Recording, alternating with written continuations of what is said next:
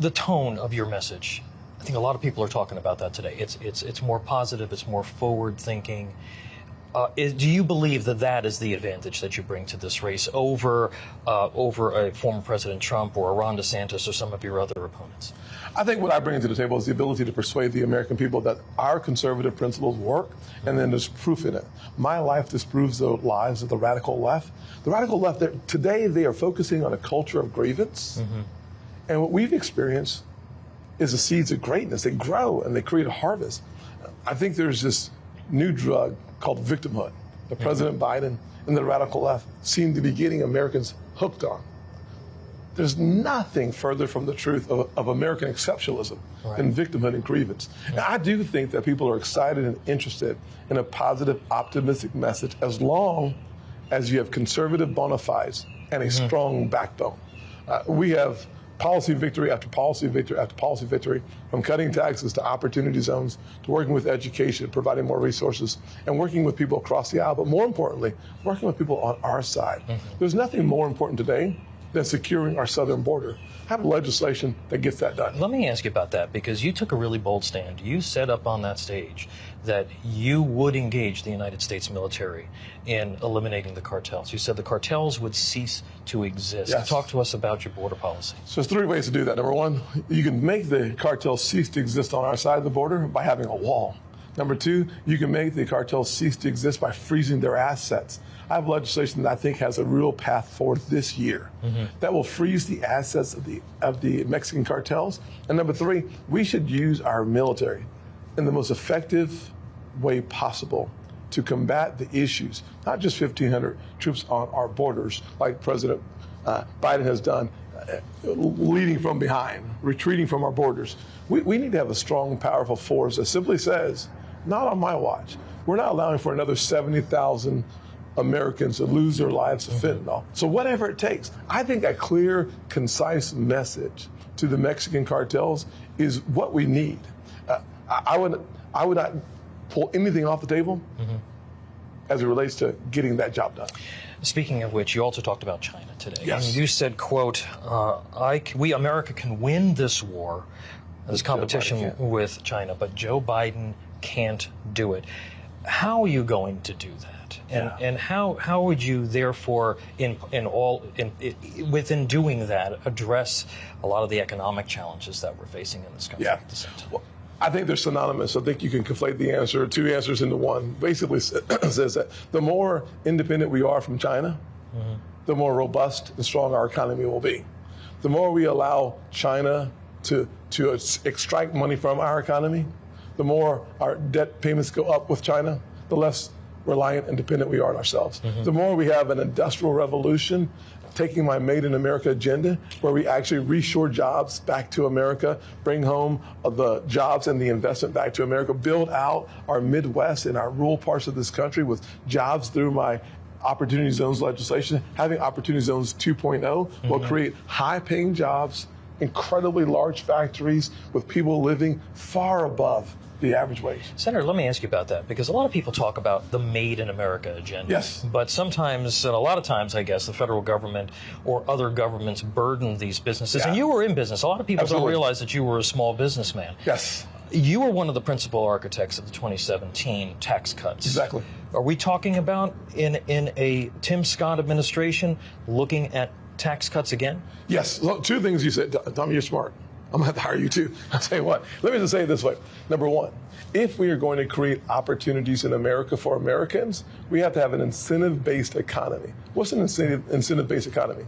It's opportunity zones, where we don't use government dollars. Opportunity zones was about bringing private sector back into the hardest hit areas of our nation by having tax incentives.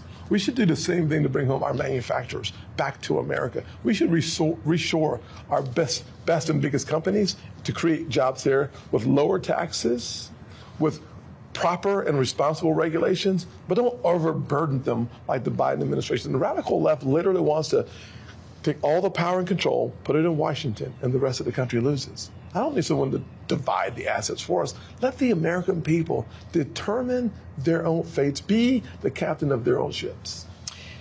We've had arguably 50 years of failed welfare policy. Yes.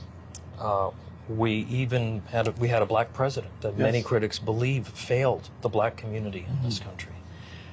How would you approach it differently than Biden, Obama, and the Democrats have in terms of reaching into that community to help create real empowerment? Yeah. Today, the radical left and Joe Biden empower radical labor unions to trap poor kids in failing schools. The first step is what I did 7 or 8 years ago. I became the co-chairman of the School Choice Caucus. Every single zip code in this country needs quality education options for parents. When a parent has a choice, the kid has a better chance. So you start there. Not only do you start there, you make sure you continue there by making sure that kids have dual paths. One towards a 4-year degree, but not every child needs to have a 4-year degree. Mechanics and welders today can make over $100,000 a year. So we need to make sure that the child has as many options in a cafeteria plan as possible. That's the first step. Second step is to make sure that our economy, the free market economy, that is the marvel of the world, grows bigger. You don't have to lose for me to win. We can actually add more flour and eggs and milk and create a bigger cake. America is the land of opportunity, and we need to make sure that we remain that, and that will take us having an incentive-based economy and a strong, powerful education system. In order for Republicans to win, they need to put a voter coalition together. Do you believe that is your strength and perhaps former President Trump or Ron DeSantis' weakness? Because you do have, as you said today, you said you have the ability to speak to people from the bottom rung of the ladder all the way up to the top.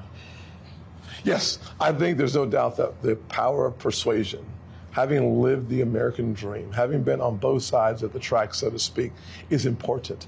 Having had the opportunity to understand the pain and the misery of coming home, hitting a light switch, and nothing happens. Having been hungry before really does matter. I think average income in this country is around $35,000 a year per person. That means that a single mother facing a 40% increase in gas prices, she's devastated. We can fix that. I understand that. I want to be the guy, the president, who actually champions the cause of everyday working Americans by lifting them up, not by giving them a handout, but by giving them a hand up. And you're going to go, you said today you're going to go into the black churches. Absolutely. You're going to go into the urban communities where a lot of Republicans, they tend to shy away from. Yes, true. Yeah, absolutely. I mean, I'm going to start this week. Before this week is over, my goal is to be in a black church having a conversation with maybe a room full of skeptics. But here's what I believe. I believe that we work. I think that American values are conservative values. Conservative values are American values. All we have to do is show people the way. And then, as we used to say here in the South, Katie, bar the door. Hope is coming. You already got a shout out from Elon Musk over the weekend for your positive approach to dealing with what you call simple truths. Absolutely. Talk to us a little bit about simple truths and what was it like to get a shout out from Elon Musk? Good deal. I tell you what, having good friends in high places is helpful. The truth of the matter is that, without any question, my mother stopped and paused for a second. I don't want to miss this point. My mom worked 16-hour days. I was a nurse's aide, just changing bedpans. She taught me there's dignity in all work. A part of what makes a nation the most remarkable nation on earth is that every job has value. Every worker has dignity. We need to make sure that every single able-bodied American goes back to work. That will change the course of American history. We have too many people sitting on the sidelines. We need to figure out how to get them back in. Thank you. Yes, sir. Appreciate you. Thank you. Absolutely.